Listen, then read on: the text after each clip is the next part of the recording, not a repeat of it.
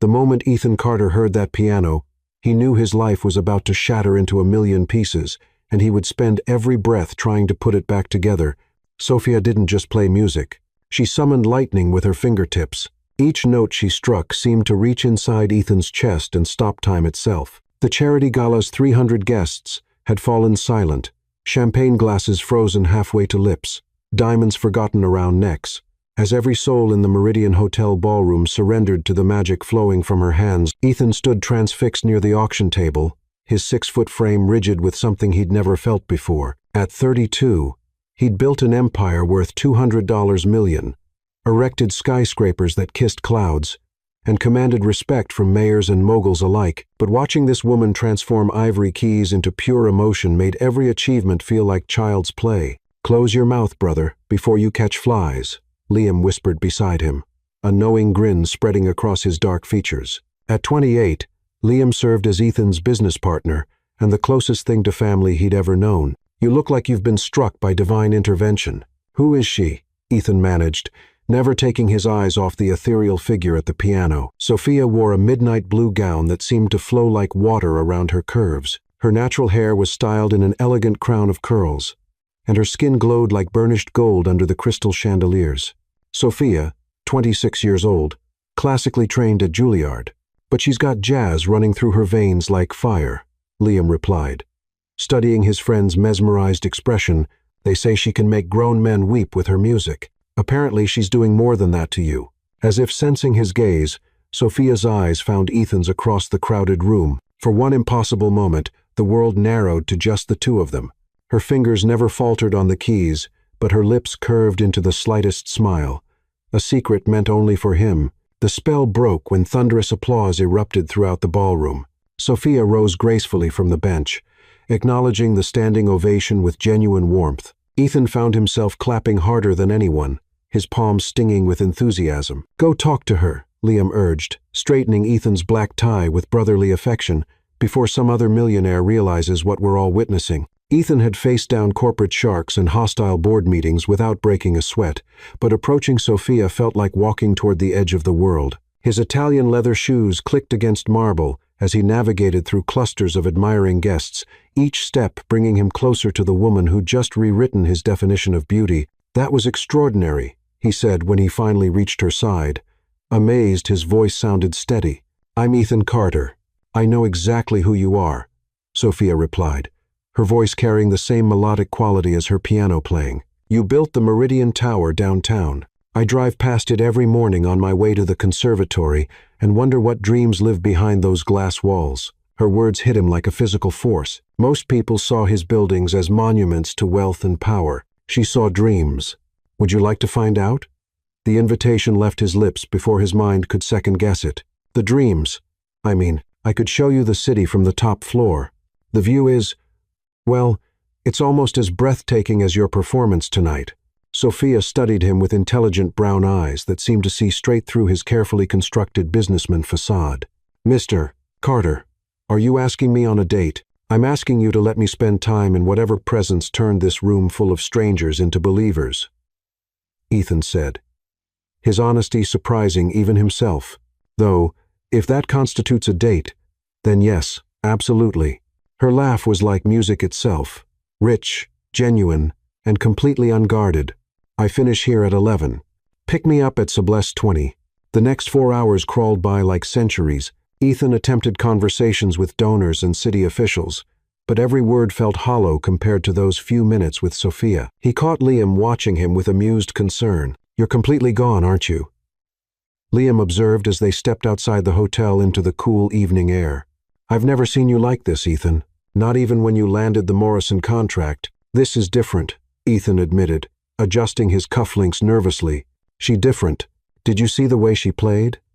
Like she was channeling something divine. I saw a beautiful, talented woman who clearly affected my normally composed business partner," Liam chuckled. "Just be yourself, man. Well, maybe the best version of yourself." At 11:30 sharp, Ethan's black Bentley pulled up to the hotel's side entrance. Sophia emerged, wearing a cream-colored coat over her gown, her natural beauty somehow even more striking in the soft streetlight. Ethan stepped out to open her door, his heart hammering against his ribs. "So, "Mr. Carter," she said as they glided through the city streets, "tell me about these dreams that live in your buildings." "Call me Ethan," he said. "And honestly, until tonight, I thought they were just structures, steel and glass and concrete, designed to impress investors and house businesses." He navigated toward downtown, where his latest creation pierced the skyline like a gleaming spear. "But watching you play, you made me remember why I became an architect in the first place."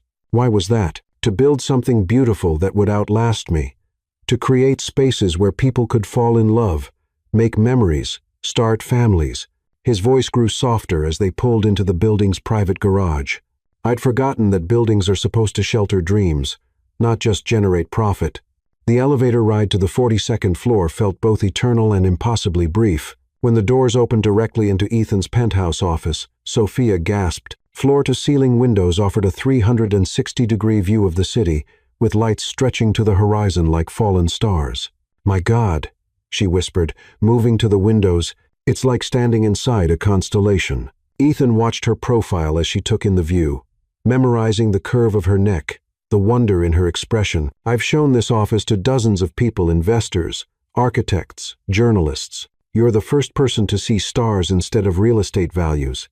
She turned to face him, and suddenly the space between them felt charged with electricity. "What do you see when you look out there, Ethan?" "Tonight, I see possibility." He stepped closer. "Drawn by some invisible force, I see a future I never imagined wanting." Their first kiss happened beside those windows, with the city bearing witness below. It was gentle, tentative, and absolutely perfect. When they finally broke apart, Sophia's eyes were shining with tears. "What's wrong?" Ethan asked, concerned he'd overstepped. "Nothing's wrong," she whispered. "Everything's exactly right, and that terrifies me." They spent the rest of the night talking about music and architecture, dreams and fears, the way moonlight transforms familiar landscapes into something magical. Ethan shared his vision for affordable housing projects, while Sophia described her work with underprivileged children at the community center. As dawn painted the sky in shades of rose and gold, they stood together at the windows, her head resting against his shoulder. "I have something to tell you," Sophia said quietly, her voice carrying a strange tension that made Ethan's stomach clench with sudden unease. But before she could continue, Ethan's phone rang with a harsh urgency that meant only one thing: crisis. The caller ID showed Liam's name, and Ethan knew his partner would never interrupt unless it was life or death urgent. What secret was Sophia about to reveal? And what emergency was about to shatter this perfect moment forever? Chapter 2. Building Dreams Together. Love, Ethan discovered, was the only construction project that defied every blueprint he'd ever drawn, and the only one he never wanted to complete. "Ethan, thank God you answered."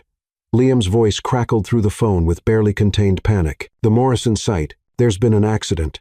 The crane operator had a heart attack, and the whole structure is unstable. Fire department's evacuating 6 city blocks. We need you here now." The magic of dawn shattered like glass around them. Ethan watched Sophia's face transform from intimate vulnerability to understanding resignation, and something inside his chest twisted painfully. "I have to go," he said, ending the call while his eyes pleaded with her to understand. "Sophia, what you were about to tell me can wait." She touched his cheek gently, her fingers warm against his skin. "People's lives are in danger. Go be the hero you were born to be." "This isn't how I wanted our first night to end." "Then make sure it's not an ending at all," she whispered, rising on her toes to kiss him softly. "Go save the city, Ethan Carter. I'll be right here when you get back." The next 18 hours became a blur of emergency meetings, structural engineers, and crisis management that would have normally energized Ethan's problem-solving instincts. Instead, every minute away from Sophia felt like torture. Even as he coordinated the controlled demolition that prevented a catastrophic collapse, part of his mind remained in that penthouse office, replaying every moment of their perfect night. By the time the site was secured and the last evacuee had returned home, Ethan looked like he'd aged a decade. Liam found him slumped in his trailer office, still wearing his now wrinkled tuxedo from the gala. "You saved 40,000 people from losing their homes today," Liam said, settling into the chair across from Ethan's makeshift desk. "So why do you look like someone died?" "Because I think I might have lost her." Ethan rubbed his exhausted eyes. "She was about to tell me something important, Liam, something that made her scared." and then I ran off to handle this crisis like I always do. Brother, any woman worth having will understand that you just prevented a disaster that would have made national news. Liam studied his friend's haggard appearance with concern. Besides, didn't she tell you she'd be waiting? Before Ethan could respond, his phone buzzed with a text message. The sender's name made his heart leap. Sophia, turn on Channel 7 News. You're famous, hero, and I'm proud of you. The news coverage was already calling it the miracle of Morrison Avenue, how the quick thinking of architect Ethan Carter and his team had prevented what could have been the deadliest building collapse in the city's history. But all Ethan could focus on was the brief interview clip where Liam had mentioned Ethan's personal motivation to protect the community he loves. His phone rang immediately. You're on television. Sophia's voice was warm with admiration, and something else, something that sounded like wonder. I'm a mess, Ethan admitted, catching his reflection in the trailer's small mirror. I haven't showered, I haven't slept, and I definitely haven't stopped thinking about you for 1 second. Where are you right now? The construction trailer, still cleaning up this disaster. What's the address? Ethan rattled off the location, puzzled. Why? Because heroes need taken care of. She said simply, I'll be there in 20 minutes. She arrived carrying a thermos of coffee and a bag from his favorite Italian restaurant, somehow having discovered his preferred order without asking. More incredibly, she'd changed into jeans and a soft sweater, making her look approachable and real, in a way that made Ethan's chest ache with tenderness. How did you know? He asked, as she unpacked containers of food that smelled like heaven. I called Liam. He's surprisingly chatty about your habits. She handed him the coffee, their fingers brushing in a way that sent electricity shooting up his arm. Eat.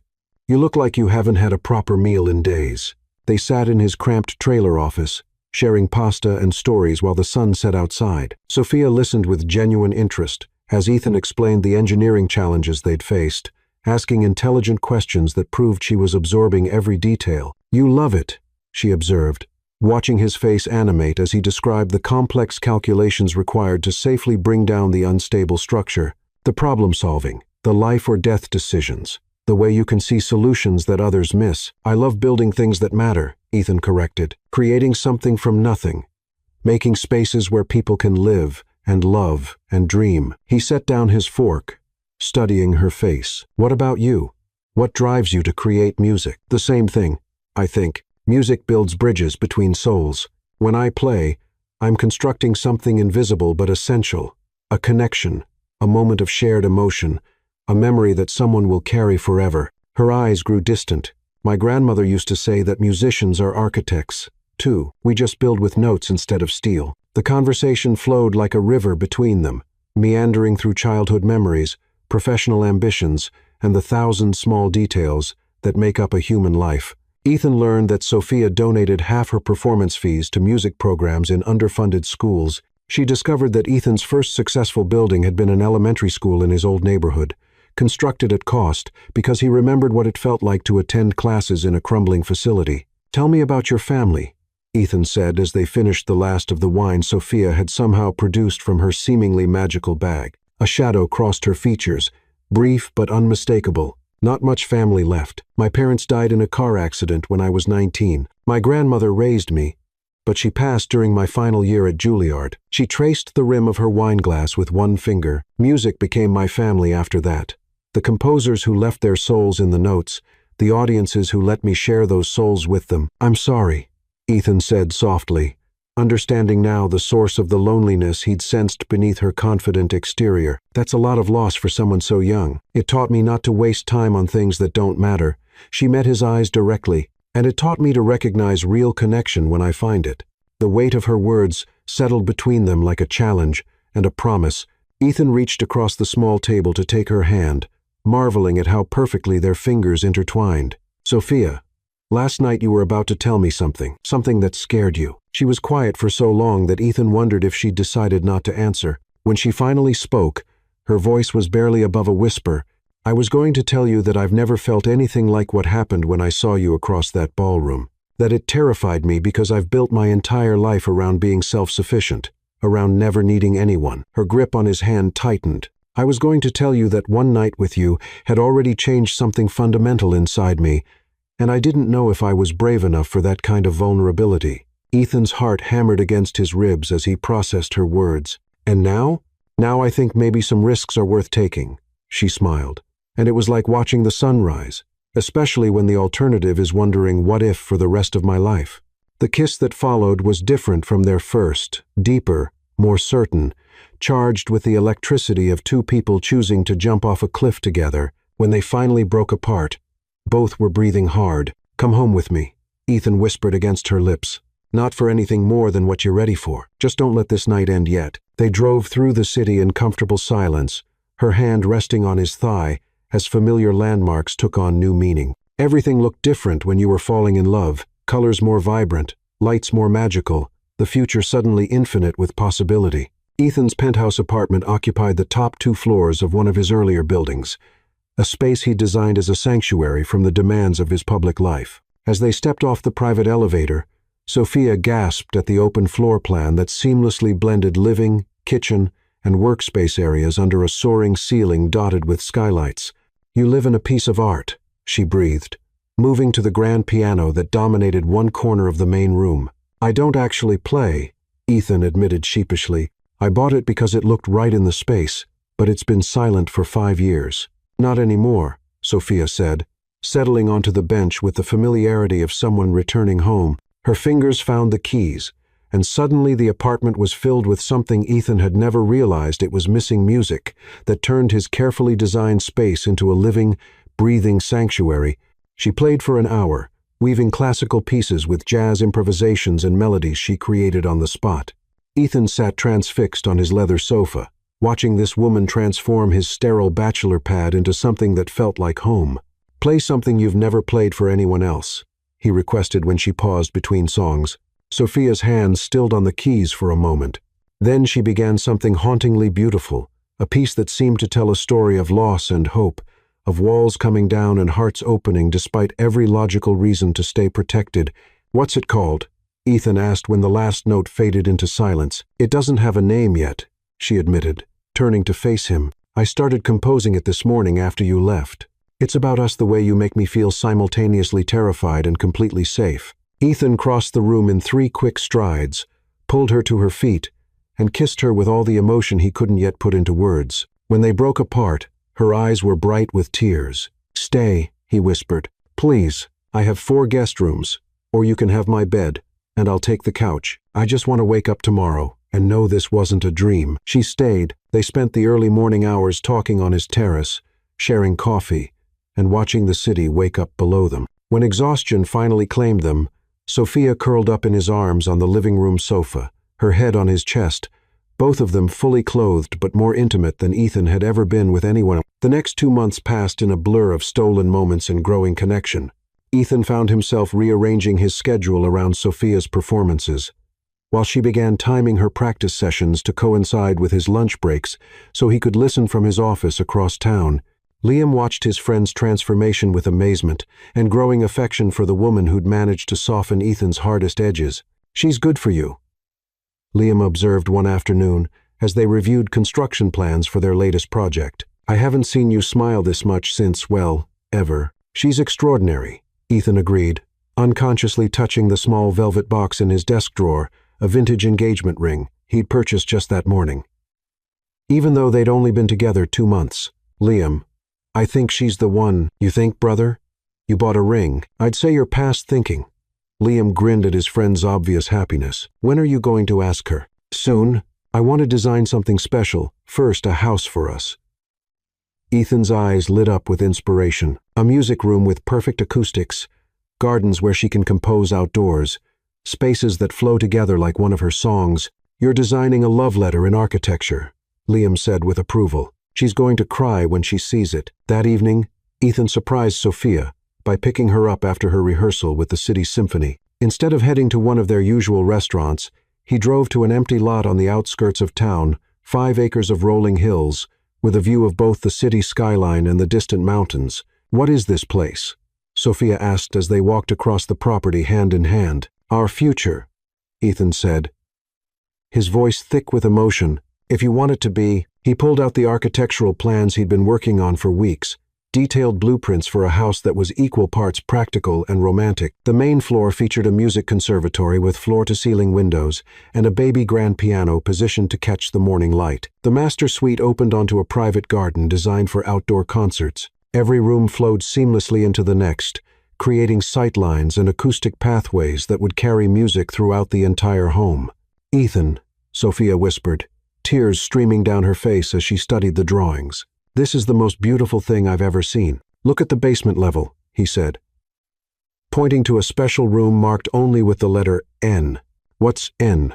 "Nursery," he said quietly. "For the children I hope we'll have someday. I designed it with built-in speakers, so you can play lullabies from the music room upstairs." Sophia dropped the plans and threw her arms around his neck, sobbing against his shoulder with joy so profound it scared them both. When she finally pulled back to look at him, her face was radiant despite the tears. "Are you asking me to marry you, Ethan Carter?" "I'm asking you to build a life with me," he said, producing the vintage ring he'd carried in his pocket for days, waiting for the perfect moment, "to let me love you for the rest of our lives, to fill this house with music and laughter and all the dreams we haven't even dared to dream yet."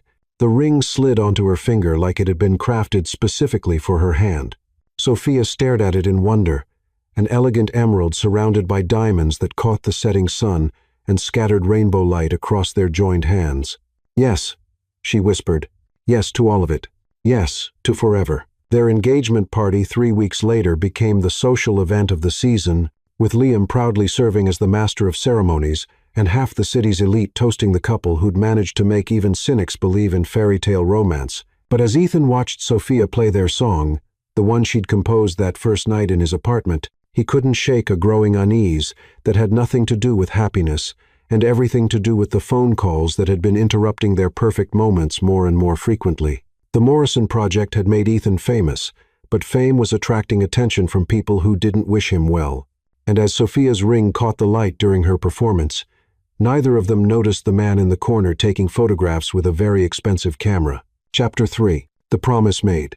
On the morning Ethan Carter was to marry the woman of his dreams, he received a phone call that should have been his first warning that some promises are made to be broken. The call came at 6:00 the morning, 3 hours before the ceremony was scheduled to begin. Ethan's phone buzzed insistently on the nightstand of his hotel suite, where Liam had insisted he spend the night to maintain tradition. The caller ID displayed a name that made Ethan's blood freeze. Marcus Vega, the city's most ruthless development magnate and Ethan's biggest professional rival. "Congratulations on your wedding day, Carter."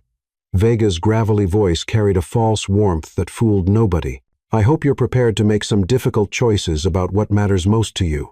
What do you want, Vega?"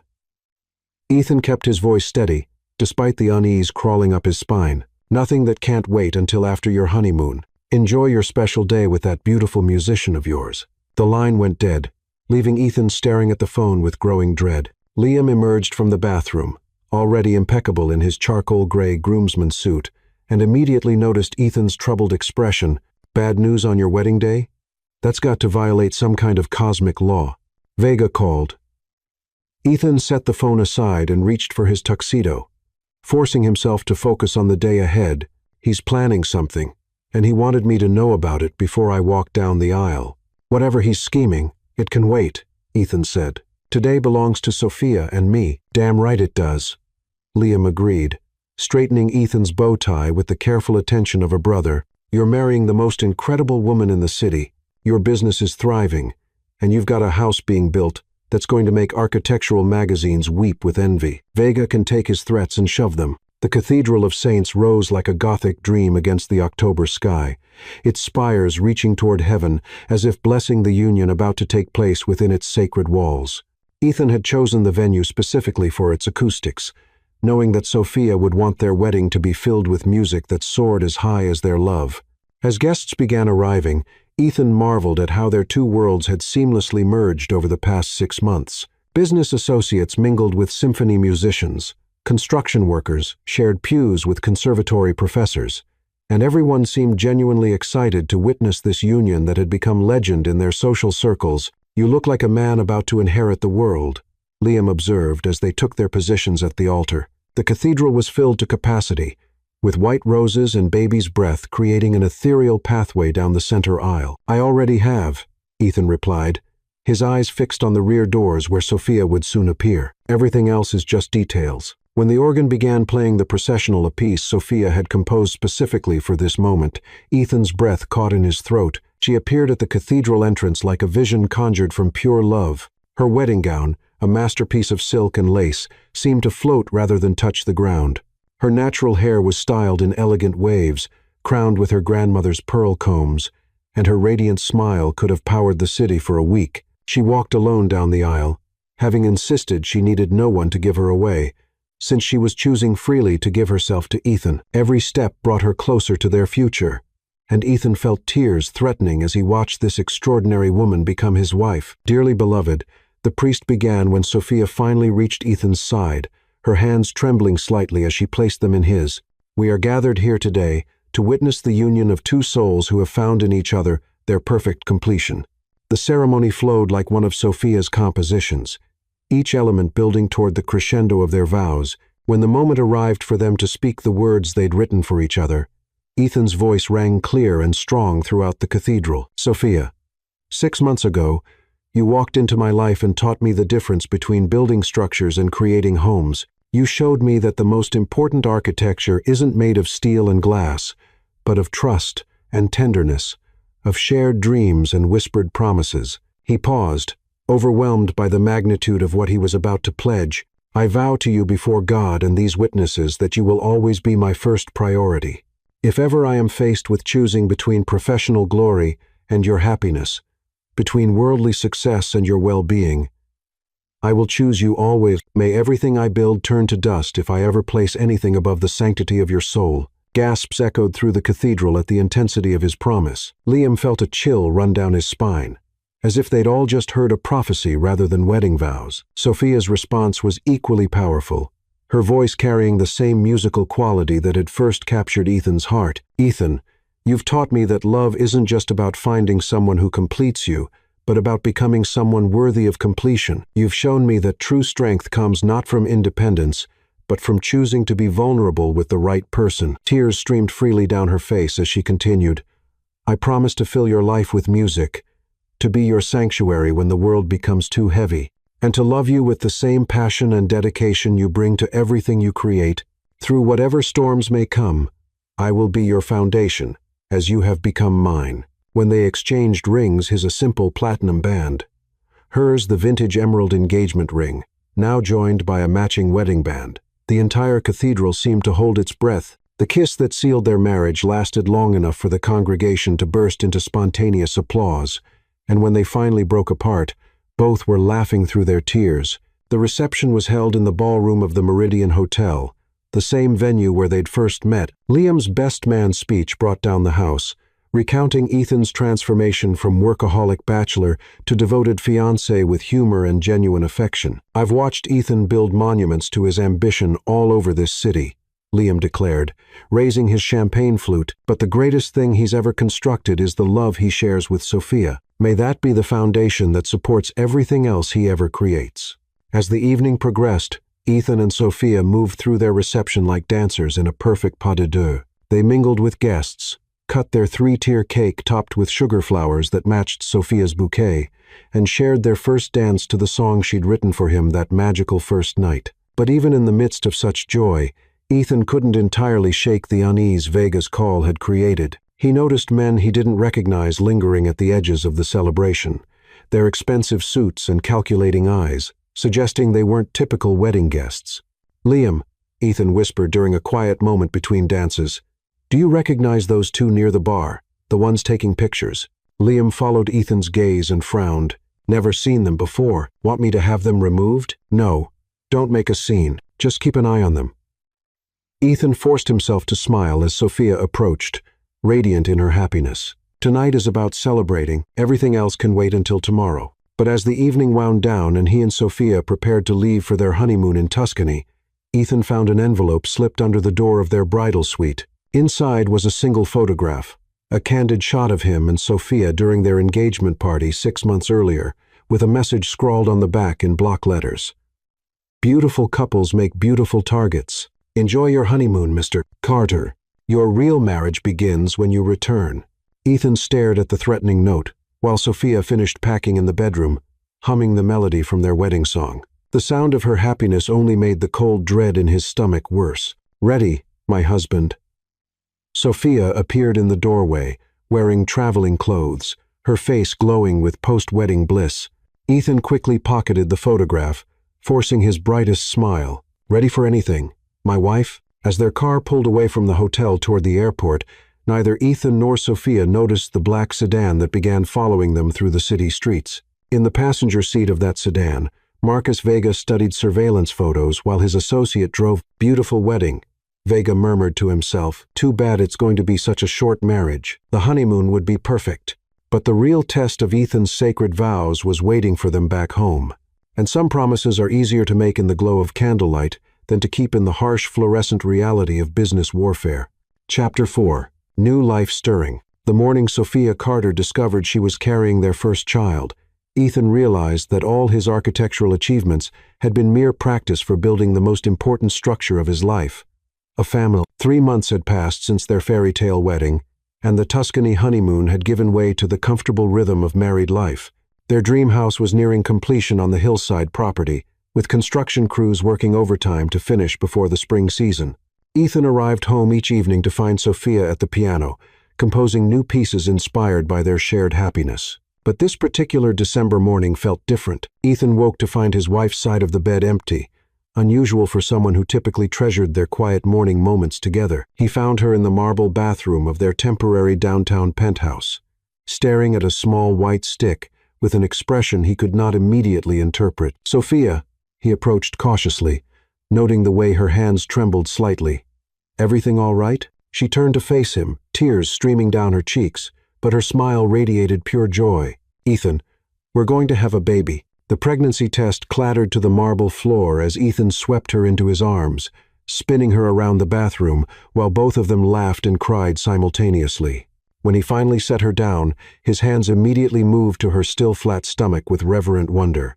"How long have you suspected?" he asked, pressing gentle kisses to her forehead. 2 weeks, maybe 3. I wanted to be certain before telling you." Her voice carried the musical quality he adored, now enhanced with maternal tenderness. "I have a doctor's appointment scheduled for this afternoon to confirm everything is progressing normally." Ethan's mind immediately shifted into planning mode. The same strategic thinking that had built his architectural empire now focused on creating the perfect environment for their growing family. "We need to accelerate construction on the house. The nursery I designed will need modifications for proper ventilation and temperature control. And we should interview pediatricians, research the best hospitals, ensure every detail is perfect." "Ethan." Sophia laughed, placing her hands over his to still their nervous movement. "We have 7 months to prepare. The baby will be fine if we take this one step at a time." But Ethan had never approached anything important with casual preparation. By the time they arrived at Dr. Elena Foster's office that afternoon, he had compiled a comprehensive list of questions about prenatal care, nutritional requirements, and environmental factors that might impact fetal development. Dr. Foster, a woman in her 50s with kind eyes and an efficient manner, reviewed Sophia's medical history while Ethan sat rigidly in the chair beside the examination table, his notebook ready to record every instruction. "Based on your last menstrual period, Mrs. Carter, you're approximately 8 weeks pregnant," Dr. Foster announced after completing the initial examination. "Everything appears perfectly normal and healthy. Your due date should be around mid-August." The ultrasound image that appeared on the monitor moments later rendered both parents speechless. Their child appeared as a tiny flickering heartbeat, surrounded by the protective sanctuary of Sophia's womb, already loved beyond measure despite being smaller than a grape. "That's our baby," Ethan whispered, his voice thick with emotion as he gripped Sophia's hand. "Strong heartbeat, good positioning. Textbook development for this stage," Dr.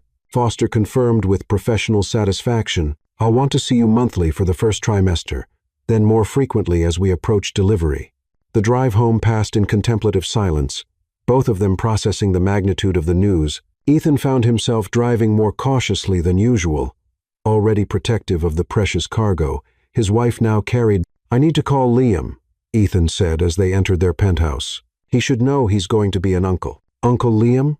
Sophia mused, settling onto the sofa with her hands resting on her stomach. He's going to spoil this child terribly. Liam's reaction exceeded their expectations. He arrived at their door within 30 minutes of Ethan's call. Carrying flowers for Sophia and a bottle of champagne, he immediately realized they could not share in her condition. A baby, he repeated for the 5th time. Pacing their living room with barely contained excitement, Ethan Carter is going to be a father. This child is going to have the most spoiled upbringing in the history of parenthood. The child will have a loving upbringing. Sophia corrected gently. Material things matter less than emotional security and genuine affection. Both, Ethan interjected, already sketching modifications to the nursery plans on a napkin. Our child will have everything love can provide and everything success can afford.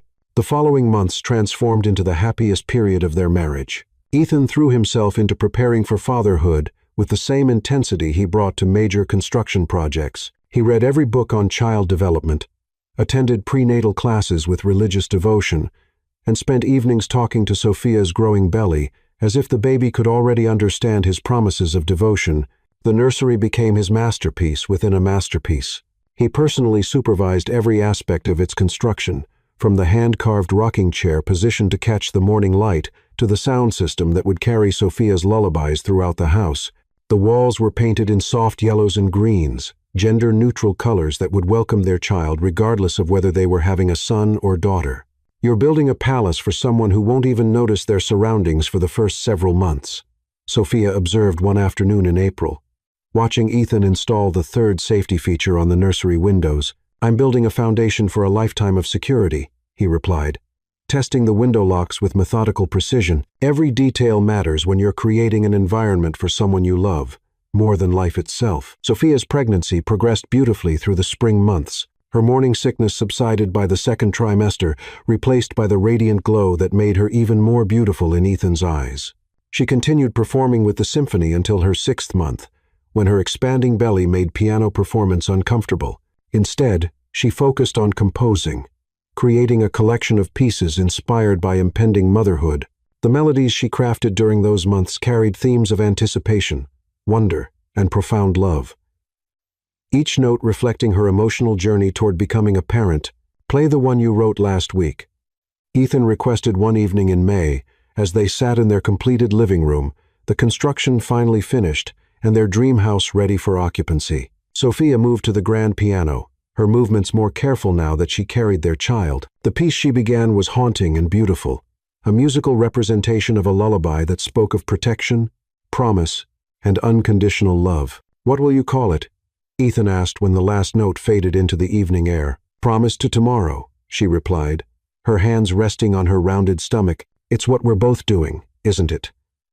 Making promises to someone we haven't met yet, but love completely. Their social circle rallied around the expectant couple with enthusiasm that bordered on overwhelming. Baby showers, dinner parties celebrating their impending parenthood, and constant offers of advice from friends who had already navigated the journey into family life filled their calendar. Liam appointed himself official guardian of Sophia's well-being during Ethan's business trips, which had become more frequent as several major projects demanded his attention simultaneously. The Morrison Avenue development had attracted national recognition, leading to offers from developers in other cities who wanted Ethan Carter's signature style gracing their skylines. You're becoming famous, Liam observed during one of their weekly business meetings in June. These contracts could establish our firm as a national presence rather than just a local success. The timing couldn't be better, Ethan agreed, reviewing proposals that would require extensive travel over the next year. By the time the baby arrives, we'll have secured enough major contracts to provide complete financial security for the next generation. But Sophia had begun expressing concerns about Ethan's increasing absences. Their conversations during his business trips grew shorter, interrupted by calls from contractors, meetings with investors, and the constant demands of managing multiple projects across several states. I miss you, she told him during a video call while he was in Dallas, reviewing plans for a luxury hotel complex. The baby's been kicking all day, as if asking where Daddy went. Just 2 more days, Ethan promised, though his attention was divided between her and the documents spread across his hotel room desk. This contract alone will fund the baby's entire college education and secure our family's future for decades." After ending the call, Ethan sat alone in his hotel room, surrounded by the blueprints and financial projections that represented his professional dreams coming true. Everything was falling into place exactly as he had envisioned. National recognition, financial security, a beautiful wife, and a child on the way. So why did he feel an inexplicable sense of unease, as if he stood on the edge of a precipice he could not yet see? The answer came 3 days later, when Marcus Vega's call interrupted his return flight from Dallas. "Congratulations on your expanding empire, Carter." Vega's voice carried the same false warmth that had marked their previous conversations. "I hope fatherhood doesn't make you too attached to your current success. Sometimes men have to choose between protecting their families and protecting their businesses. I wonder which one you'll choose when the time comes." Chapter 5. Cracks in the Foundation. The first crack in Ethan Carter's perfect life appeared on a Tuesday morning in July, disguised as an opportunity that would make him rich beyond imagination and cost him everything that truly mattered. Sophia was 32 weeks pregnant when the call came. Ethan stood in their completed nursery, testing the mobile he had commissioned from a local artisan, watching tiny architectural models of famous buildings spin gently above the crib where their child would soon sleep. The morning light streamed through windows he had positioned to catch the sunrise, illuminating the space he had designed with more love than any cathedral. "Mr. Carter, this is Catherine Lee from Pinnacle Development Corporation in New York." The voice on his phone carried the crisp authority of serious money. "We have a proposition that could change your entire career trajectory." Ethan stepped out of the nursery, instinctively moving away from the sanctity of their future child's space before discussing business. "I'm listening. We want to offer you the lead architect position on the Phoenix project, a $2 billion development that will reshape Manhattan's skyline 40-story twin towers, mixed-use development, the kind of project that gets featured on magazine covers and establishes architectural legacies." The numbers hit Ethan like physical blows. $2 billion. Manhattan. Legacy. Everything he had worked toward his entire career.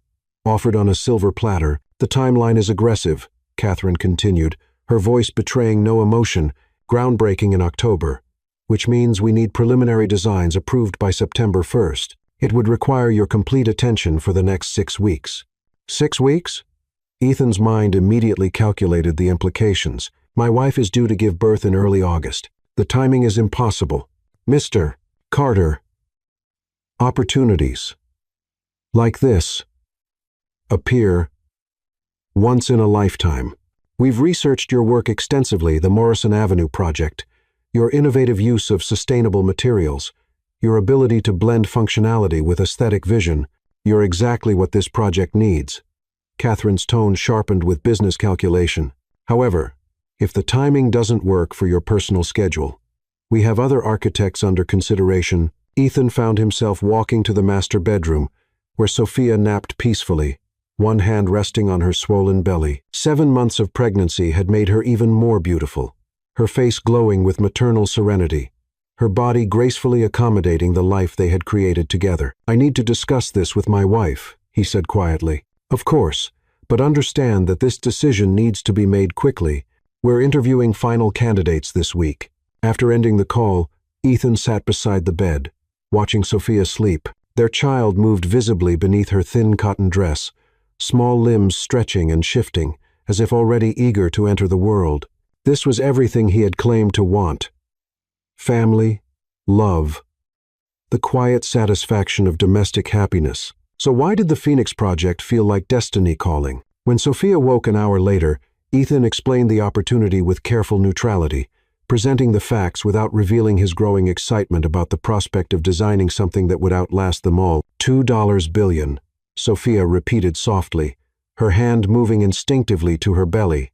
"That's an incredible amount of money. More than we could earn in 10 years of local projects," Ethan confirmed, "but the timing couldn't be worse. I would need to be in New York constantly through September, possibly longer." "Through our baby's birth," Sophia said, her musical voice carrying a note of sadness he had never heard before.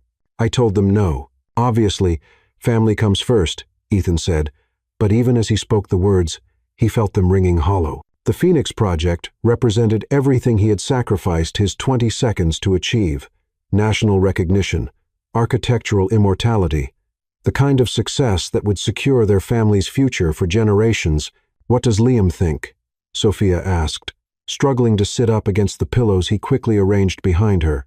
"I haven't told him yet. There's no point discussing something that's not going to happen." That afternoon, Ethan met Liam for lunch at their usual restaurant, intending to mention the Phoenix Project only as an interesting footnote to their conversation. Instead, he found himself describing every detail of the proposed development with barely contained enthusiasm. "Jesus, Ethan," Liam breathed, setting down his coffee cup with shaking hands. "This is it. This is what we've been building toward our entire careers." "It doesn't matter," Ethan said quickly. "Sophia's due date is too close. I can't abandon my wife to chase a business opportunity. But what if you didn't have to choose?" Liam leaned forward, his eyes bright with possibility. "What if we structured this so you could be present for the birth but still secure the contract? I handle the day-to-day operations here. You do the initial New York meetings, establish the creative vision, then work remotely as much as possible. If Sophia goes into early labor, you drop everything and come home. If she delivers on schedule, you're back for the birth and can resume work afterward." Ethan wanted to dismiss the suggestion immediately, but found himself considering the logistics. The contract would require physical presence for key meetings. Some meetings, not all meetings. "Ethan, this is the opportunity we've dreamed about since we started this company." Liam's voice carried a conviction that resonated deep in Ethan's ambitious heart. "And think about what this means for your child. Financial security beyond imagination, a legacy worth inheriting." The conversation haunted Ethan through the rest of the week. He researched the Phoenix Project obsessively, studying architectural renderings and financial projections that made his current success seem small by comparison. The towers would rise higher than any building he had ever designed, incorporating innovations that would influence urban development for decades. Meanwhile, Sophia grew noticeably more uncomfortable as her pregnancy entered its final weeks. July's heat seemed to affect her more severely, leaving her exhausted and occasionally dizzy. Ethan arranged for a cleaning service and meal delivery, ensuring she could rest as much as possible, but his attention was increasingly divided between her needs and the opportunity that beckoned from New York. "You're distracted," she observed one evening as they sat on their terrace, watching sunset paint the city in shades of gold and rose. "You've been checking your phone every few minutes." "Just keeping up with current projects," Ethan lied, though his phone contained saved articles about the Phoenix Project and unanswered emails from Catherine Lee. "Ethan, if this opportunity means so much to you, maybe we should reconsider." The words he had been hoping to hear struck him like lightning. "You would be okay with me traveling during your final month. I would be okay with you pursuing your dreams as long as you promise to be here when it matters most." Sophia took his hand, pressing it against her belly, where their child seemed to respond to his touch with gentle movement. "This baby won't be born for another 4 weeks. If you can balance the travel with being present for the delivery, maybe we can make this work." Ethan kissed her deeply, tasting salt from tears he hadn't realized were falling down his cheeks. "I promise you, on everything I hold sacred, that I will not miss our child's birth. Whatever this project demands, that day belongs to our family." The call to Catherine Lee felt like stepping through a doorway into a different version of his life. Within 48 hours, Ethan was on a plane to New York, his laptop loaded with preliminary sketches and his heart heavy with the weight of the promise he had just made. The Pinnacle Development offices occupied 3 floors of a glass tower that offered panoramic views of Manhattan's iconic skyline. Catherine Lee proved to be a woman in her 40s with steel-gray hair and eyes that missed nothing, surrounded by a team of executives who spoke in the language of quarterly projections and market penetration. "Mr. Carter, your reputation precedes you," she said, gesturing toward a conference table covered with site plans and financial documents. "We are prepared to offer you a contract worth $12 million for the Phoenix Project's architectural design, with performance bonuses that could double that amount. $12 million. Ethan had never imagined earning such a sum from a single project. The figure represented financial freedom beyond his wildest calculations, enough to ensure that his child would never want for anything. "The timeline remains non-negotiable," Catherine continued. "We need your complete commitment through the initial design phase. Any delays could cost us the development permits we've secured." Ethan found himself nodding agreement, before his conscious mind had processed the implications.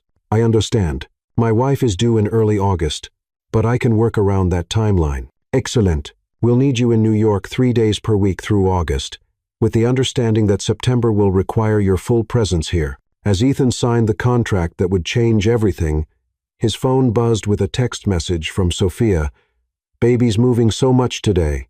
I think he or she is as excited about Daddy's new adventure as we are. Love you. The irony was not lost on him that he was signing away his availability during his child's first month of life at the exact moment Sophia was expressing support for his dreams. But $12 million would provide security for generations, and surely a successful father was better than a present but struggling one. The flight home gave Ethan 6 hours to rationalize his decision, to transform what felt like betrayal into what sounded like wisdom. He was building a legacy, securing his family's future, ensuring that his child would inherit a world of infinite possibilities. When he arrived home to find Sophia pale and exhausted, her ankles swollen and her breathing labored, a different kind of fear began to take root in his chest. "How did the meetings go?" she asked, struggling to rise from the sofa where she had been resting. "Perfectly. The contract is signed, and I structured everything to be here when you need me most." He helped her to her feet, alarmed by how much effort the simple movement required. "Are you feeling all right? You look tired." "Just the normal discomforts of late pregnancy," she assured him, though her smile seemed forced. "Doctor Foster says everything is progressing normally." But as Ethan held his wife that night, listening to her restless breathing and feeling the constant movement of their overactive child, he wondered if normal was enough, and whether the promise he had made to always choose family over ambition would prove stronger than the golden handcuffs he had just locked around his wrists. The first warning sign came 2 days later, when Sophia collapsed during a routine grocery trip, and Ethan was 30,000 feet above the Atlantic, unreachable and committed to meetings that could not be rescheduled. Chapter 6. The Ultimate Betrayal. At 3:17 a.m. on August 2nd, while Ethan Carter was choosing between a conference call worth millions and his wife's desperate pleas for help, he discovered that some promises shatter the moment you need them most. The call came to Ethan's hotel room in Manhattan, just as he was reviewing final presentations for the Phoenix Project's morning meeting with Pinnacle Development's board of directors. Sophia's name appeared on his phone screen, and the sound of her labored breathing immediately sent ice through his veins. "Ethan, something's wrong," she gasped, her voice tight with pain and fear. "I'm bleeding, and the contractions started an hour ago. They're coming every 3 minutes." Ethan shot upright in the hotel bed, his laptop tumbling to the floor as adrenaline flooded his system. "Where are you? Are you at the hospital?" "I'm still at home. I called Dr. Foster, but she's in surgery." The service said to wait for her call back. "But Ethan, I'm scared. This doesn't feel right. The baby's not moving like before. And there's so much blood." "Call 911 right now," Ethan ordered, already reaching for his clothes with his free hand. "Don't wait for the doctor. Get to the hospital immediately." "Ethan, please," she whispered, and he had never heard her sound so small, so vulnerable. "I need you here. Something's happening, and I can't do this alone." Ethan's eyes fell on the presentation material scattered across his hotel room. $12 million worth of contracts that required his signature in 6 hours. The Phoenix Project team had flown in from 3 different cities for this morning's final approval meeting. Catherine Lee had made it clear that any delays could collapse the entire deal. "I'm getting on the next flight," he promised, his fingers already working his phone to pull up airline schedules. "The earliest I can be there is 8 hours, but I'm coming." 8 hours? The desperation in Sophia's voice made him want to punch through the hotel room wall. "Ethan, I don't think I have 8 hours. Doctor Foster's service just called back. They want me at the hospital now. They're talking about emergency procedures." Emergency procedures. The words hit Ethan like physical blows. He closed his eyes, seeing Sophia alone and terrified, needing him more than she had ever needed anyone.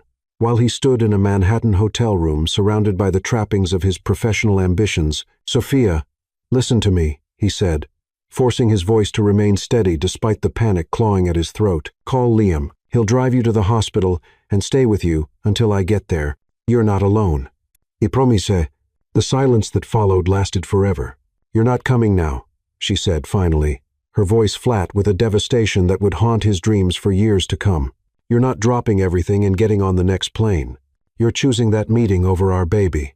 "It's not that simple," Ethan began, but the words sounded like ash in his mouth. "If I walk away from this contract now, we lose everything, $12 million.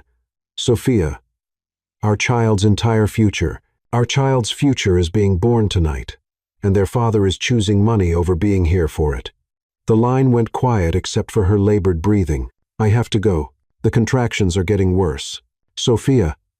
Wait, but she had already hung up, leaving Ethan alone with the silence of his hotel room and the weight of the choice he had just made. For 20 minutes, he sat on the edge of the bed, staring at his phone and the airline website still open on his laptop. The next flight to his city departed at 6 a.m. He could make it if he left for the airport immediately, but the Phoenix Project meeting began at 9 a.m. with executives who had restructured their schedules around his availability. Catherine Lee's words echoed in his memory. Opportunities like this appear once in a lifetime. At 3:47 a.m., Ethan Carter made the decision that would destroy everything he claimed to love most. He closed the airline website, returned to his presentation materials, and began practicing the speech that would secure his professional future. While his wife faced the most terrifying night of her life alone, the call came at 6:23 a.m. Just as Ethan was adjusting his tie for the most important meeting of his career, Liam's name appeared on the phone screen, and Ethan's hands shook as he answered. "Ethan, where the hell are you?" Liam's voice carried a fury that Ethan had never heard before. "Sophia's in emergency surgery. The baby's in distress. She's hemorrhaging, and she's been asking for you for 3 hours. Surgery?" Ethan's knees buckled, forcing him to sit down hard in the hotel room chair. "Liam, what's happening? Is she going to be okay?" "I don't know," Liam shouted, his composure completely shattered. "The doctors won't tell me anything because I'm not family. She needs her husband here, Ethan. Not in 6 hours. Not after your meeting. Now, I'm getting on the next flight," Ethan said, but even as the words left his mouth, he remained seated in the hotel chair, surrounded by presentation boards that represented his architectural legacy. The next flight, Liam's voice dropped to a whisper that somehow carried more impact than his shouting. "Ethan, your wife is fighting for her life, and your child might not survive the next hour, and you're talking about the next flight." The line went dead, leaving Ethan alone with the morning sunlight streaming through Manhattan windows and the sound of his own heartbeat thundering in his ears. At 9 a.m. exactly, Ethan Carter walked into Pinnacle Development's boardroom, his presentation materials organized, his appearance impeccable, and his phone silenced to avoid interruption. For the next 3 hours, he delivered the performance of his professional lifetime, securing contracts worth $12 million while his wife underwent emergency surgery to save their child's life. The Phoenix Project was officially his by noon. Catherine Lee shook his hand with genuine admiration, praising his vision and commitment to excellence. The other executives spoke of architectural legacy and generational wealth, painting pictures of the fame and fortune that awaited him. Ethan accepted their congratulations with appropriate humility, scheduled follow-up meetings for the coming weeks, and maintained his professional composure until the conference room door closed behind him. Only then did he turn on his phone and discover 17 missed calls from Liam. The messages that followed painted a picture of devastation that made Ethan's professional triumph taste like ashes. Sophia had nearly died on the operating table. The baby had been born healthy but premature, requiring immediate medical intervention. Liam had been the only person present to make crucial medical decisions while Ethan signed contracts in a Manhattan boardroom. Ethan's hands trembled as he listened to the final voicemail, left at 11:47 a.m., while he had been shaking hands with Pinnacle Development executives. "Ethan, your son is beautiful and perfect, and he'll never know that his father chose money over being here for his first breath. Sophia is stable but unconscious. I've been here for 12 hours while you've been playing businessman. When you finally decide to show up, don't expect forgiveness. Some betrayals are unforgivable, and abandoning your family during a life-threatening emergency is one of them." The flight home became Ethan's personal purgatory, 6 hours of turbulence and guilt as he replayed every decision that had led him to choose ambition over love. The Phoenix Project contract sat in his briefcase like evidence of his crime. $12 million of blood money earned while his wife fought for her life. But when Ethan finally reached the hospital that evening, he discovered that Liam's fury had been only the beginning of his punishment. and that some betrayals create consequences that can never be undone. Chapter 7. When Heroes Rise. Liam had always believed that heroism was reserved for soldiers and firefighters until the night he held a newborn baby whose father had chosen ambition over love, and realized that sometimes the greatest act of courage is simply showing up when no one else will. The emergency room of St. Mary's Hospital had become Liam's personal hell, a fluorescent-lit purgatory where he paced between uncomfortable chairs while the woman he had come to love like a sister fought for her life behind surgical doors he could not breach. Sophia's call had come at Try. Degar Hugaine. M. Her voice thick with pain and terror. Liam, I can't reach Ethan. Something's wrong with the baby, and I'm bleeding. I need someone to drive me to the hospital. He had broken every traffic law, racing to their house, finding Sophia doubled over in the foyer, her nightgown stained with blood, her face pale with shock. The ride to the hospital became a nightmare of contractions and desperate prayers, with Sophia gripping his hand until his bones ached. Where is Ethan? She kept asking between waves of pain. Why won't he answer his phone? Liam had no answer that wouldn't destroy what remained of her faith in the man she had married. Sir, are you family? The nurse asked for the third time in 2 hours, her scrubs stained with evidence of the medical crisis unfolding beyond his reach. I'm the closest thing she has right now, Liam replied, his voice raw from pleading with medical staff bound by privacy laws and protocol. Her husband is traveling for business. The lie tasted like poison on his tongue. Business, as if Ethan was stuck in traffic rather than sitting in a Manhattan boardroom choosing contracts over his wife's life. Doctor, Foster emerged from surgery at 7:15 a.m. Misri. Her surgical mask pulled down to reveal exhaustion etched into every line of her face. Liam rose from his chair like a man preparing for execution, reading his fate in the doctor's expression. The baby is alive, she said without preamble, and Liam's knees nearly buckled with relief.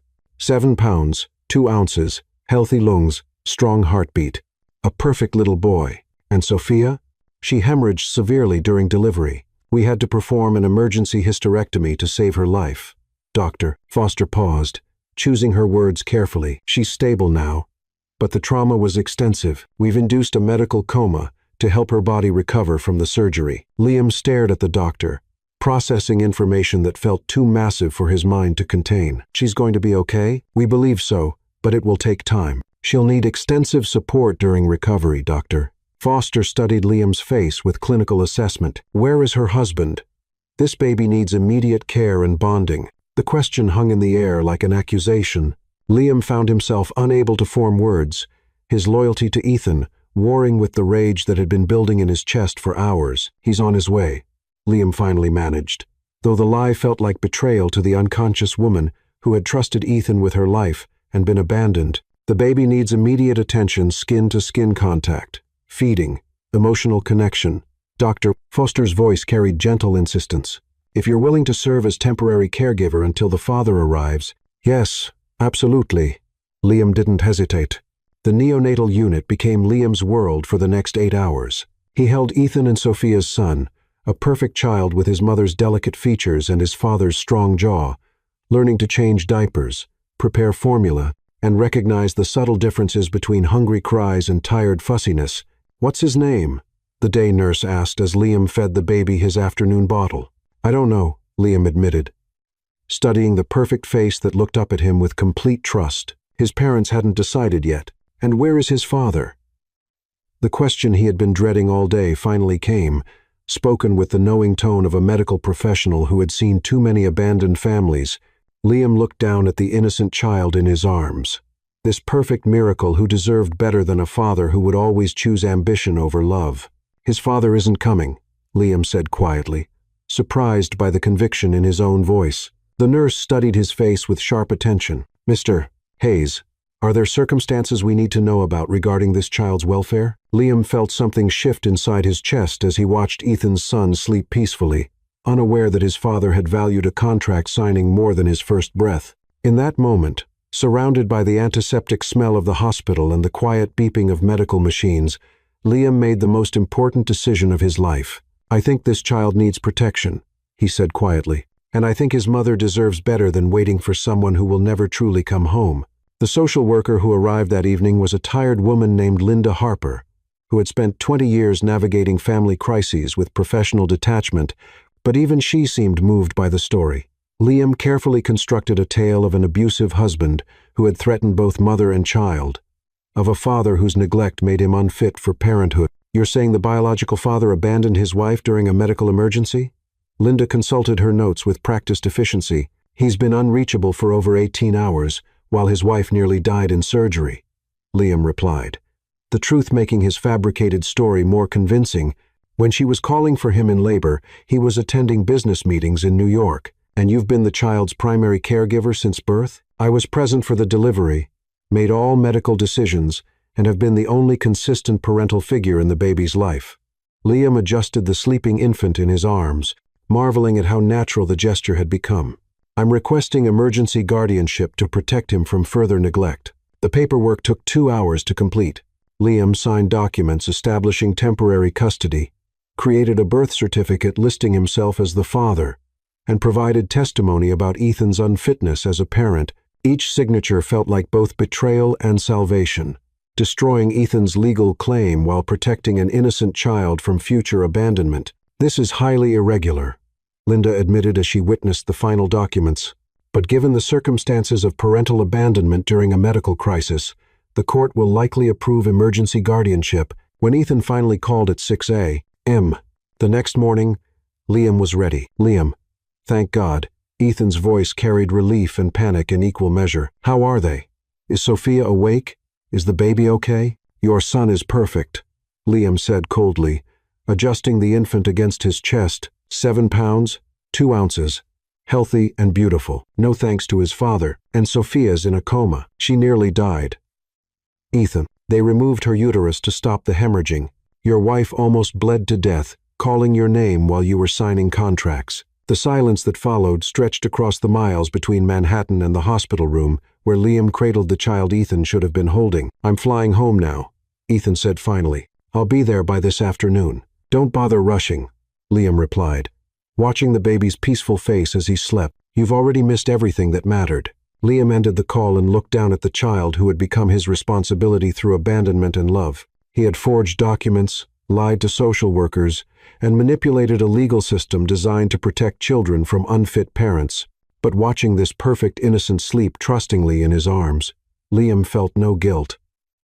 Only the fierce protectiveness of someone who had found his true purpose. "Your daddy chose money over being here for your birth," he whispered to the sleeping baby.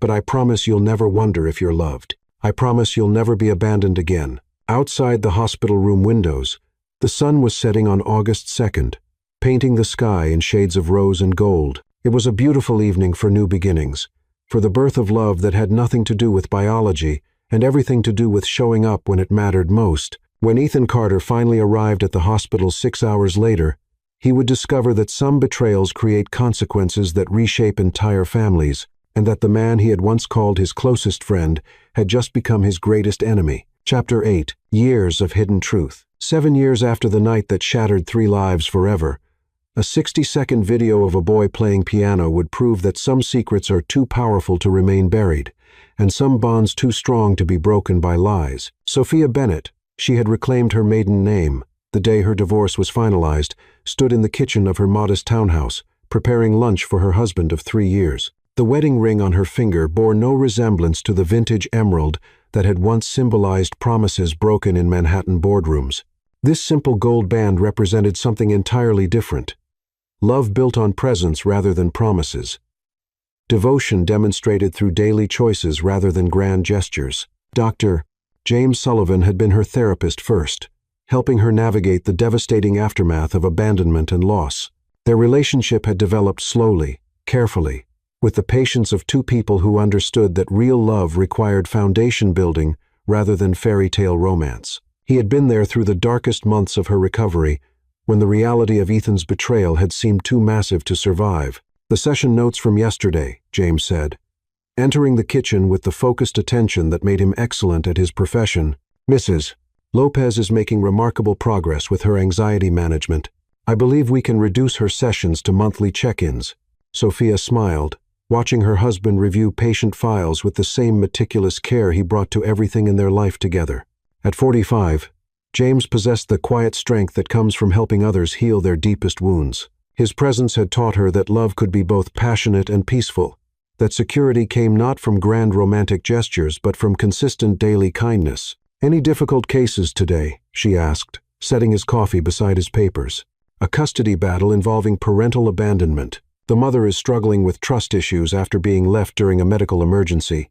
James glanced up from his notes, his expression carrying professional concern. "It reminds me how fortunate we are to have found each other." The words carried additional weight for Sophia, who had learned that happiness was not a destination but a daily choice made by two people committed to showing up for each other. Her marriage to James bore no resemblance to the passionate whirlwind she had shared with Ethan. Instead, it offered something more valuable: absolute reliability and genuine partnership.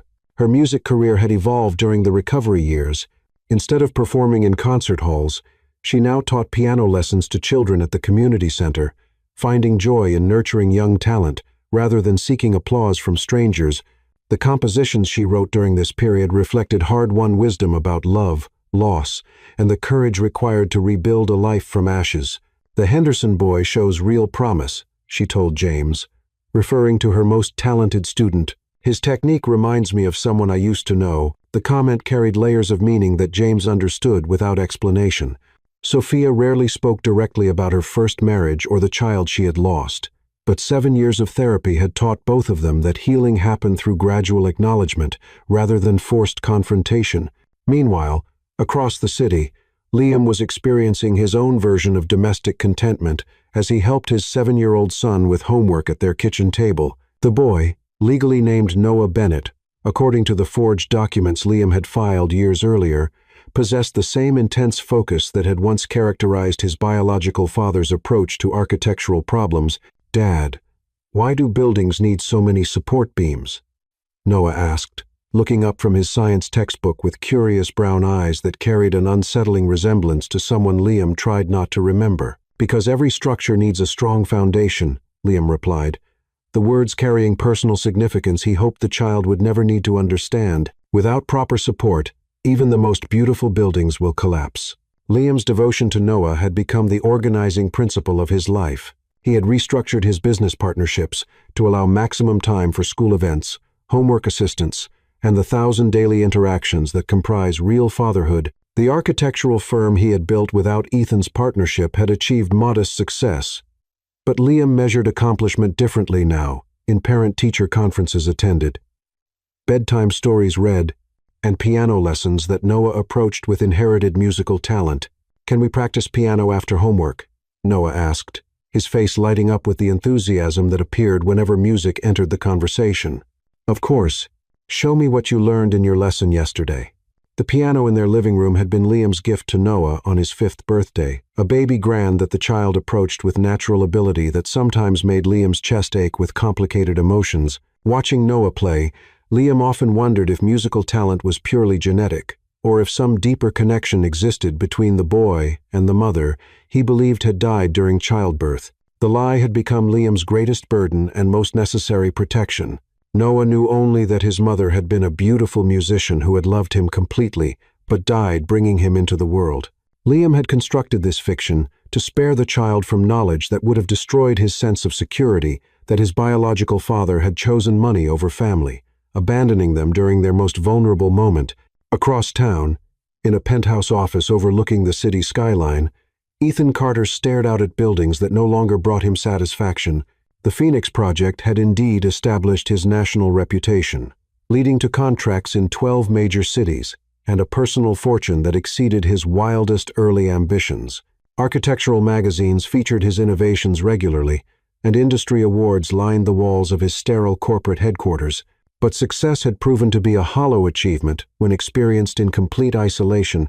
The man who had once promised Sophia that she would always be his first priority now lived alone, surrounded by the monuments to his professional accomplishments and haunted by memories of what he had sacrificed to build them. His marriage had legally ended within 6 months of that devastating August night, but the emotional devastation had extended far longer. Sophia had refused to see him during her recovery, communicating only through lawyers who delivered divorce papers and restraining orders that prohibited him from attempting contact. The child he had briefly glimpsed in the hospital had vanished entirely, spirited away by Liam through legal maneuvers that Ethan's own attorneys had been unable to penetrate. "Sir, the Seattle project requires your approval," his assistant announced through the intercom, interrupting his contemplation of a skyline that contained several buildings he had designed, but no longer remembered creating. Ethan returned his attention to blueprints and construction schedules, the mechanical routines that filled his days with purpose but not meaning. He had built his empire exactly as planned, creating an architectural legacy that would outlast his lifetime. The cost had been everything else that mattered.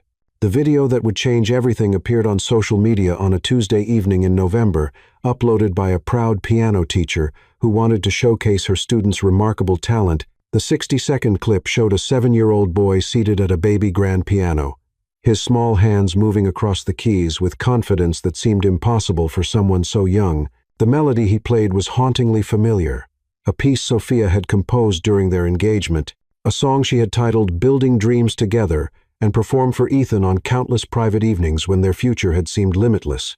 Within 24 hours, the video had been shared thousands of times, gathering comments from viewers amazed by the child's natural ability. But 3 people who saw the clip experienced reactions that had nothing to do with musical talent and everything to do with recognition that struck like lightning. Sophia discovered it first, forwarded by a colleague who thought she might find the performance inspiring.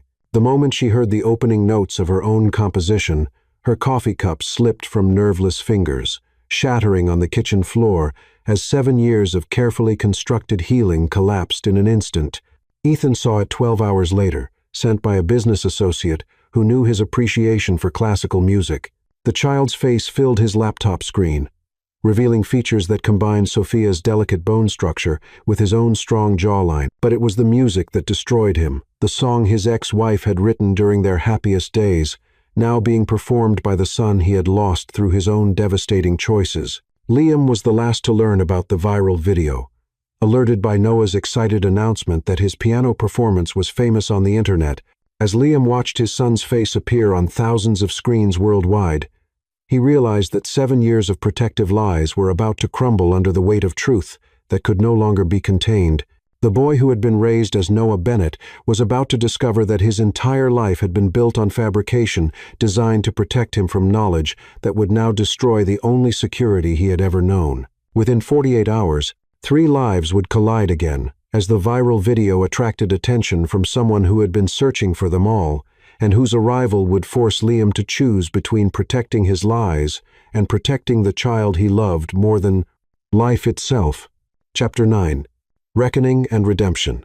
The truth has a way of surfacing, like water through concrete, slowly at first, then all at once, destroying everything built on false foundations until only honest ground remains. Private investigator Sarah Thompson had been searching for Noah Bennett for 18 months, hired by a client whose identity remained sealed behind attorney-client privilege. The viral piano video had been her breakthrough, facial recognition software confirming what human intuition had suspected. The 7-year-old boy, performing Sophia Bennett's composition, was the missing piece of a puzzle that stretched back nearly 8 years. "I found him," she announced during her Tuesday morning call to the law firm of Pinnacle, Lee, and Partners. "The child from the Carter custody case. He's been living under the name Noah Bennett with Liam Hayes in the Riverside District." The response came swiftly. Within 48 hours, court documents were filed challenging the fraudulent adoption. DNA testing was ordered, and the carefully constructed lies that had protected Noah's childhood began crumbling under legal scrutiny that could not be avoided or deflected. Liam received the court summons on Thursday morning, delivered by a process server who apologized for interrupting his breakfast with Noah. The legal language was dense, but the implications were clear. Someone was challenging his parental rights, demanding genetic testing, and threatening to expose the fabricated documents that had made him Noah's legal father. "Dad." "Who was that man?" Noah asked, looking up from his cereal with the casual curiosity of childhood. "Just someone delivering papers for work," Liam replied.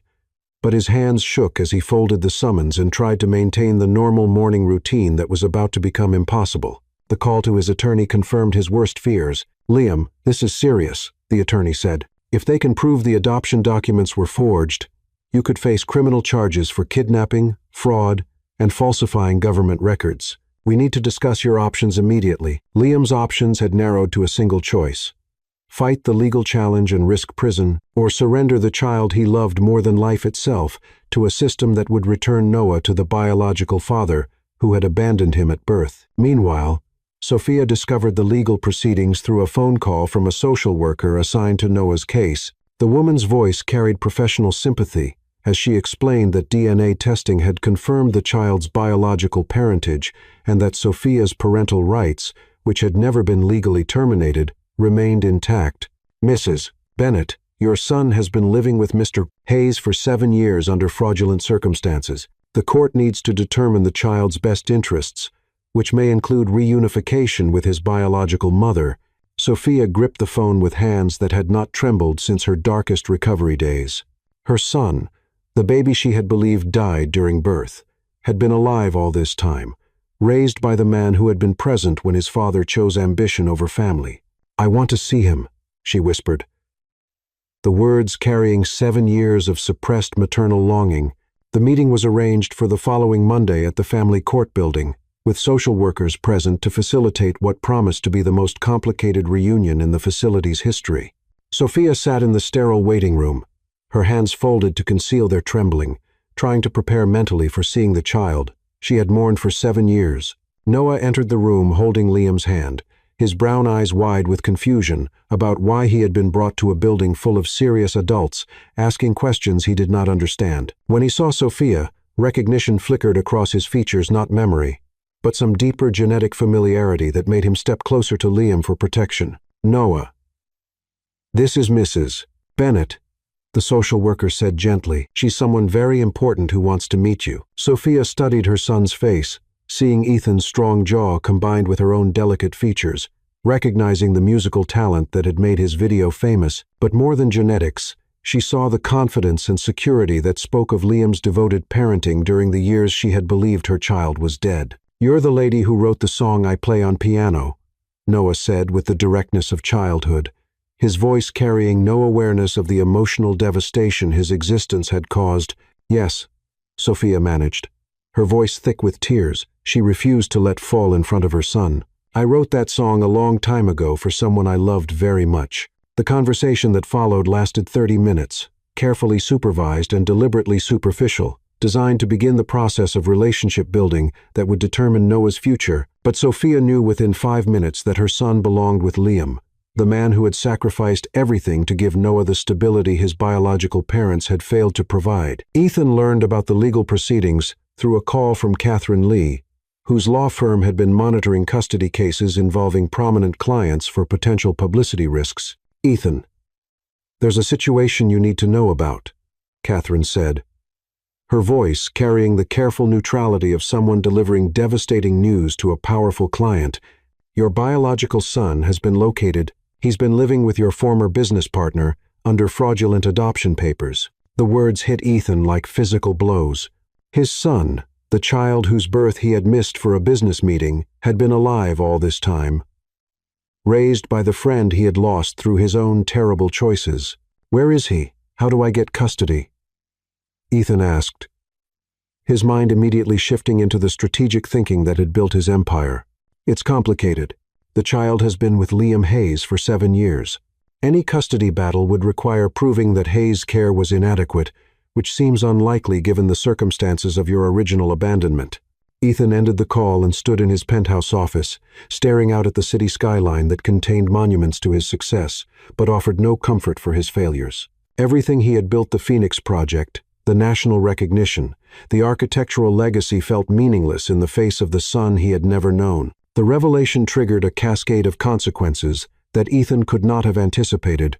Investigative journalists, attracted by the viral video and subsequent legal proceedings, began examining his business practices with the scrutiny that comes from sensing a larger story. What they discovered was a pattern of corner-cutting, bribery, and code violations that had been hidden behind layers of corporate structure and political connections. The Phoenix Project itself became the focus of a federal investigation when whistleblowers revealed that Ethan's designs had knowingly violated safety regulations to reduce construction costs. The $2 billion development that had cost him his marriage was now threatening to destroy his professional reputation and result in criminal charges. Within 2 weeks, Ethan Carter's empire was crumbling faster than the inadequately supported buildings he had designed. Contracts were canceled, assets were frozen, and the architectural legacy he had sacrificed everything to create was being exposed as a foundation built on corruption and fraud. The man who had once promised Sophia that everything he built would turn to dust if he ever chose glory over her soul was watching that prophecy fulfill itself with devastating precision. The custody hearing was scheduled for December 15th, but Ethan knew that legal proceedings would not restore what he had destroyed through his own choices. Standing in his empty penthouse, most of his possessions had been seized as part of the federal investigation. He realized that redemption could not be earned through courtrooms or legal maneuvering. On December 14th, the evening before the custody hearing that would determine his son's future, Ethan Carter drove to the modest neighborhood where Liam had raised the child he had abandoned. The house was smaller than Ethan's former walk-in closet, but warm light spilled from every window, and he could see Noah practicing piano in the living room while Liam helped with homework at the kitchen table. Ethan sat in his car for an hour, watching the domestic scene that should have been his life, understanding finally what he had traded for professional success that now lay in ruins around him. When Liam put Noah to bed and turned off the living room lights, Ethan finally found the courage to approach the door. He knocked softly, knowing that this conversation would either begin his journey toward forgiveness or confirm that some betrayals are too profound to overcome. When Liam opened the door, his face showed no surprise, only the weary resignation of someone who had been expecting this confrontation for 7 years. "I know you hate me," Ethan began, his voice carrying none of the confidence that had once commanded boardrooms and construction sites. "I know I have no right to ask for anything after what I did to Sophia, to you, to my son. But I need you to know that losing my family was the worst mistake I ever made, and watching you raise Noah with the love I should have given him has been my punishment and my education." He paused, seeing his own reflection in Liam's eyes, a broken man who had finally learned that some foundations, once cracked, can never be repaired. "I'm not here to take him from you," Ethan continued, the words coming from the deepest part of his heart. "I'm here to ask if there's any way I might earn the chance to be part of his life, not as the father who abandoned him, but as someone who has learned what love actually means by watching you demonstrate it every day for 7 years. Ethan's voice broke on the final words. 7 years of suppressed grief and recognition, pouring out in a confession that laid bare every mistake, every regret, every moment of understanding what he had lost through his own devastating choices. Chapter 10. Love's True Foundation. True family is not built with DNA or legal documents, but with presence during 2 a.m. fevers, patience through piano practice, and love that chooses to stay when staying is harder than leaving. The custody courtroom fell silent as Judge Elizabeth Clark reviewed the case files that had consumed 6 months of legal proceedings and 7 years of hidden truth. Noah sat between Liam and Sophia, his small hand gripping the only father he had ever known, while stealing curious glances at the woman who had written his favorite piano pieces. Ethan sat alone at the plaintiff's table, his once commanding presence diminished by the weight of choices that had cost him everything he had claimed to value most. "This case presents unique circumstances," Judge Clark began, her voice carrying the authority of someone who had spent 20 years navigating family law's most complex challenges. "We have a child who was fraudulently adopted but genuinely loved, biological parents who lost custody through abandonment and deception, and a man who committed crimes in service of protecting a child who was not legally his responsibility. The 6 months since Noah's discovery had transformed all their lives in ways that legal documents could never capture." Liam faced criminal charges that had been reduced to probation and community service, the prosecutor acknowledging that his actions, while illegal, had been motivated by child welfare rather than personal gain. Ethan's architectural empire had collapsed completely under federal investigation, resulting in prison sentences for fraud and safety violations that would keep him incarcerated for the next 3 years. But the most profound transformation had occurred in the relationship between Sophia and the son she had never expected to see again. Their weekly supervised visits had evolved into something neither had anticipated, not the immediate maternal bond that fairy tales promised, but a careful friendship built on music, shared creativity, and Noah's genuine curiosity about the woman who had written the songs that made him feel understood. Mrs. Bennett, Judge Clark addressed Sophia directly. You have the legal right to petition for full custody of your biological son. The court recognizes that you were deceived about his death and have been denied 7 years of motherhood through fraudulent actions. Sophia rose from her seat, her voice steady with the hard-won wisdom that comes from surviving devastation and choosing to rebuild with honesty rather than bitterness. Your Honor, I have learned that being a mother is not about biology or legal rights, but about making choices that serve a child's best interests rather than your own desires. She glanced at Noah, whose brown eyes watched her with the trust that had developed through months of patient relationship building. My son has been raised by a man who sacrificed everything to give him security, love, and stability. Liam Hayes is Noah's father in every way that matters, and I would be honored to be part of their family rather than disrupting it. The courtroom stirred with surprised murmurs as Sophia continued. I petition the court to grant Mr. Hayes full legal custody while establishing my visitation rights as someone who loves Noah and wants to remain part of his life. Judge Clark turned to Noah, her voice softening as she addressed the child whose future hung in the balance of adult decisions he had no power to control. Noah, you're 7 years old, which means the court considers your preferences in this matter. Who would you like to live with? Noah looked at Liam with the absolute trust that comes from 7 years of bedtime stories, scraped knee bandages, and patient homework assistance. I want to live with my dad, he said simply, his child's voice cutting through legal complexity with startling clarity. But I like Mrs. Ann, Sophia too. She teaches me new songs and tells me stories about music. And Mr. Carter? Judge Clark asked gently, nodding toward Ethan. He's your biological father. Would you like to know him? Noah studied Ethan with the frank assessment of childhood, seeing a stranger who shared his facial features but carried sadness that seemed too heavy for someone his age to understand. Is he the reason my dad looks sad sometimes? Noah asked with devastating innocence. Liam's sharp intake of breath was audible in the silent courtroom. 7 years of protecting Noah from painful truths had not prevented the child from sensing the complicated emotions that surrounded his existence. Yes, Liam said quietly, his voice thick with emotion he could no longer conceal. Mr. Carter made some choices that hurt people we love, but that doesn't mean he's a bad person. Sometimes good people make terrible mistakes.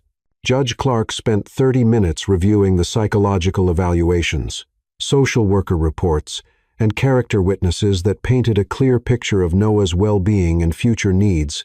When she finally rendered her decision, her voice carried the weight of Solomon-like wisdom applied to modern family complexity. The court awards full legal custody to Liam Hayes, with the understanding that all parties will work together to support Noah's emotional well-being and family connections. Mrs. Bennett will have liberal visitation rights as Noah's biological mother and chosen family member. Mr. Carter will be permitted supervised visits upon his release from prison, contingent on completing parental education and anger management programs. The gavel's final bang seemed to echo with the finality of justice served and wisdom applied. But the real resolution occurred in the courthouse hallway, where 3 adults faced the work of rebuilding relationships that had been shattered by betrayal and secrecy. Thank you, Ethan said to Sophia, his voice carrying humility that had been forged in the fire of losing everything he had once believed mattered. Thank you for choosing Noah's happiness over revenge against me. Sophia studied the man who had once promised her forever and delivered abandonment instead. Time and healing had transformed her rage into something closer to pity, allowing her to see Ethan's devastation without needing to deepen it. I learned that hatred hurts the person carrying it more than the person who deserves it, she replied. Noah deserves better than adults who use him to settle old scores. Ethan turned to Liam, the friend whose betrayal had actually been the most profound act of love in Noah's young life. I will never be able to thank you for what you did, Ethan said, his voice breaking with 7 years of suppressed gratitude and regret. You gave my son everything I was too selfish to provide. You were the father I should have been. Liam looked at the man who had once been his closest friend and business partner, seeing not the ambitious architect who had chosen contracts over family, but a broken human being who had finally learned the true cost of his choices. Being Noah's father has been the greatest privilege of my life, Liam replied. I didn't save him. He saved me. He taught me what love actually means. The 3 years that followed brought healing that none of them had thought possible. Noah continued thriving under Liam's devoted care, while developing genuine affection for Sophia, who became his music teacher, mentor, and chosen family member. Their weekly piano lessons became cherished time for both of them, filled with compositions that reflected their growing bond and shared creative spirit. Ethan's letters from prison arrived monthly, carefully supervised communications that gradually evolved from desperate apologies to genuine interest in Noah's well-being and achievements. When he was finally released, his supervised visits with Noah were awkward at first, but grew into something approaching friendship between a man trying to earn forgiveness and a child generous enough to offer it. The final letter in this story arrived on Noah's 10th birthday, hand-delivered by Ethan during one of his monthly supervised visits. Inside the envelope was a deed to a small plot of land where Ethan had once planned to build their family home, now legally transferred to Noah's name as a trust fund for his future. The accompanying note was brief. "Noah, I will never be the father you deserved, but Liam has shown me what that looks like. This land was supposed to be our family's foundation. I hope someday you might build something beautiful on it. Something created with love instead of ambition. Your biological father, who loves you and is proud of the man you're becoming."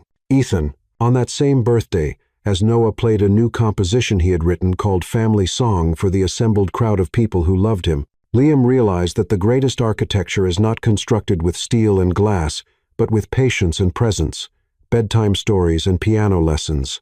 And love that chooses to stay when staying is the hardest thing to do. Sophia, watching her son perform with confidence that spoke of security and love, understood finally that motherhood was not about the moments she had missed, but about the future she could help create. Her marriage to James had taught her that love could be rebuilt on stronger foundations, and her relationship with Noah proved that family bonds could be chosen as well as inherited. And Ethan, sitting in the back of the room during his supervised visit, watching his son perform for an audience that included the mother he had abandoned and the man who had raised their child with devotion he had never been able to match, to finally understood what he had destroyed and why he could never get it back. But understanding brought its own form of peace. Some mistakes cannot be undone, but they can be transformed into wisdom. Some families cannot be rebuilt, but new ones can be chosen. Some love cannot be recovered, but forgiveness can create space for different kinds of connection. Noah finished his song to enthusiastic applause from the family he had never questioned, and the extended family he was learning to accept. When Liam lifted him up for the traditional birthday hug, Noah whispered something that only his father could hear. "Dad, thank you for being here for everything." And in that moment, surrounded by love that had been tested by betrayal but proven stronger than deception, Liam Hayes knew that he had built the most important structure of his life not with blueprints and steel, but with bedtime stories and piano lessons, and love that had chosen to stay when leaving would have been easier.